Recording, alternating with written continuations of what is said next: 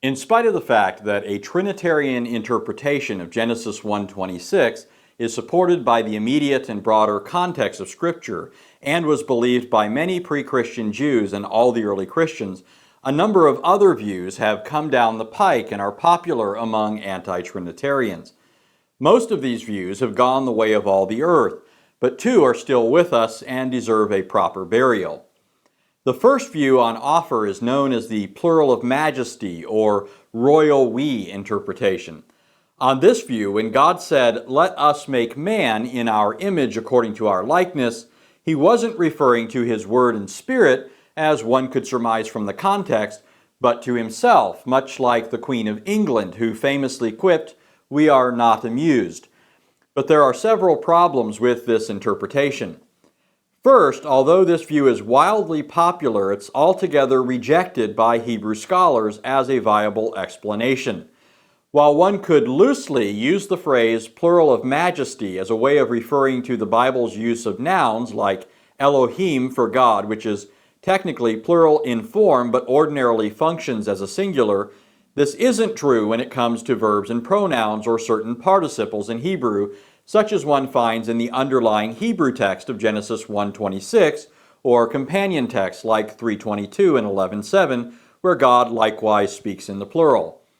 As the Encyclopedia of Hebrew Language and Linguistics states, the pluralis majestatis appears most frequently in nouns, but may also be used with some nominalized adjectives and some participles.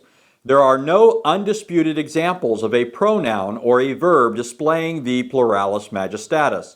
"Let us make man in our image" has occasionally been explained as a pluralis majestatis, but comparative Semitic and contextual factors favor other explanations.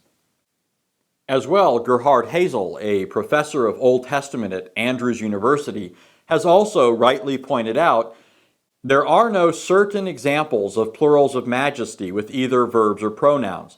The verb used in Genesis 1:26, asa, is never used with a plural of majesty. There is no linguistic or grammatical basis upon which the us can be considered a plural of majesty. Likewise, Klaus Westermann, who was a professor at the University of Heidelberg, said, "The plural of majesty does not occur in Hebrew, so this older explanation has been completely abandoned today." Other standard reference works of Hebrew grammar and scholars of the Hebrew language could easily be quoted, such as H.F.W. Gesenius and Emil Roediger. To a man, all reject the notion that the plural of majesty was a convention of speech or feature of the Hebrew language at the time Moses wrote the Torah. Second, even if, contrary to fact, the plural of majesty were a bona fide convention of speech in Hebrew, it still wouldn't fit the full range of occasions when God speaks this way. For example, Genesis 3:22 says, "Behold, the man has become like one of us." If this were a true plural of majesty, it would simply say, "like us," not "like one of us." This phrase is discordant with a plural of majesty and stubbornly requires that we view it as a reference to more than one person. Similarly, a plural of majesty interpretation does not do justice to the obviously intended contrast found in Genesis 11:7. When the Lord said in Genesis 11:7, "Come, let us go down and there confound their language," it was in response to the people gathered at Babel, who defiantly rebelled against God's command to fill the earth, who said to themselves in 11:4, "Come, let us build for ourselves a city, otherwise we will be scattered abroad over the face of the whole earth." The "come, let us" of the tower builders in verse 4 is obviously not a plural of majesty. By the same token, when this is met with the Lord saying, "Come, let us" in verse 7, it's also not a plural of majesty. A final problem that deserves to be mentioned is one briefly stated by Taylor Lewis, a classical and biblical scholar. After mentioning several interpretations that people have come up with, Lewis first makes the same point as other scholars previously mentioned. Of all these views, the pluralis majestaticus has the least support. It is foreign to the usus loquendi of the earliest language. And then he goes on to make the following terse but significant comment, which exposes a problem that often goes undetected. He says, "And it is degrading instead of honoring to deity." Lewis doesn't spell out what he means here. However, it's not hard to see why this would be the case.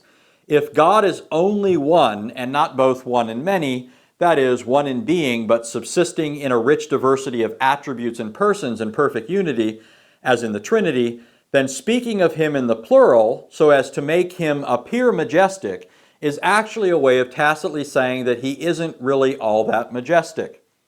The underlying assumption of the plural of majesty is that words which betoken fullness, plenitude, or plurality bespeak majesty. And if such verbal concepts do not really correspond to what is true about God, then God is not majestic. The plural of majesty, then, for all the aforementioned reasons, must be adjudged a royal failure. A second interpretation that enjoys widespread popularity among anti-Trinitarians is that God was speaking to the angels, seeking their help and counsel in the work of creation. If nothing else, this view doesn't try to write off the plurals of Genesis by means of a figure of speech, which is unattested in biblical Hebrew, and recognizes that the language demands a plurality of personal subjects. However, those subjects most certainly cannot be angels or any other creature. The whole thrust of Genesis 1 is that the world and man are the creation of God, not multiple gods or angels as in various creation myths of the ancient Near East. While angels, after their creation, were spectators and joyful celebrants of certain aspects of God's created work, as we're told in Job 38:7, Scripture always ascribes creation to God, never to extra-deical beings like angels, that is, beings outside of the Godhead. Whenever Scripture speaks of man's creation, God is always the subject or agent. For example, 3 times in Genesis 1:27, the verse immediately following 1:26, it says, God created man, he created him, he created them. Genesis 5:1 speaks of the day when God created man. 5:2, he created them, male and female, and he blessed them and named them man in the day when they were created. 6:6, he made man on the earth. 6:7, I will blot out man whom I have created. 9:6, he made man. Deuteronomy 4:32, you created man on the earth. Psalm 89:47, you have created all the sons of men. All such expressions simply and consistently state that God, never angels or other beings, made man. In addition to the fact that Scripture uniformly assigns creation to God, it also categorically states that God alone is creator. He alone has the power and prerogative to create, and no one else helped him in the work or served as his counselor, as we're told in places like Isaiah 40 and Job 38 through 41. The upshot of these passages is especially captured in Isaiah 44:24. I, the Lord, am the maker of all things, stretching out the heavens by myself and spreading out the earth all alone. Accordingly, any view that ascribes creation to the angels or any other non-divine person who is external to the Godhead is a denial of biblical monotheism and obliterates the creator-creature distinction. And so, oddly enough, a view that is intended to displace a Trinitarian interpretation, which anti-Trinitarians routinely misrepresent as polytheistic, is itself, in principle, a capitulation to the very polytheism it pretends to oppose, because it entails a plurality of entities outside of God who were co-creators with him. Another problem with the angelic interpretation is that Scripture repeatedly says that man was made in the image and likeness of God. Genesis 5:1, 5:3, 9:6. But by contrast, Scripture never says, nor provides any grounds for inferring, that angels also bear the image of God, such that they could, together with God, create man in their image. Indeed, while Scripture gives evidence that angels are rational and powerful creatures, and that man has for a time been made lower than the angels, because man bears the image of God, and as such is the apex of creation, he was destined to be exalted above the angels and crowned with glory and honor, as it says in Psalm 8.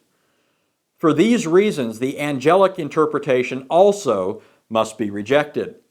There are other explanations people have come up with for the plurals in Genesis 1:26, 3:22, and 11:7, but none have been as persuasive, widespread, or long-lasting as these two. Nevertheless, as we've seen, for all of their persuasiveness and popularity among anti-Trinitarians, both of these views face insuperable problems, being either contrary to the rules of Hebrew grammar or the theological context of Scripture. By contrast to this, as previously shown, a Trinitarian interpretation of Genesis 1:26 as well as 3:22 and 11:7 is consistent with the grammar as well as the immediate and broader context of the Bible. And these passages aren't alone. In the next video, we'll see further evidence from Genesis that God is multi-personal.